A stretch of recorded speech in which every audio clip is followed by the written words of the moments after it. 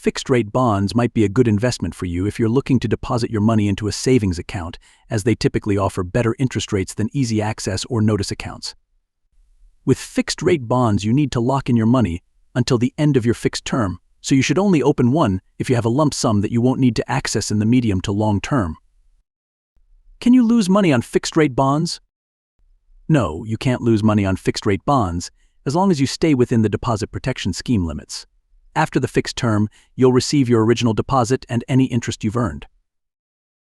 Plus, the Financial Services Compensation Scheme (FSCS) protects deposits up to PS 85,000 per person per UK regulated banking group under British banking regulations, meaning that your money is safe.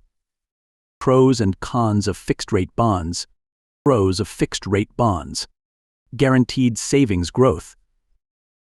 Peace of mind thanks to FSCS deposit protection, as long as you bank with a UK-registered institution and your savings are less than PS 85,000 per person per banking group. Very minimal risk.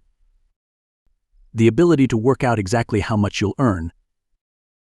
Even if interest rates drop, the interest rate on your fixed-term bond will stay the same. Cons of fixed-rate bonds.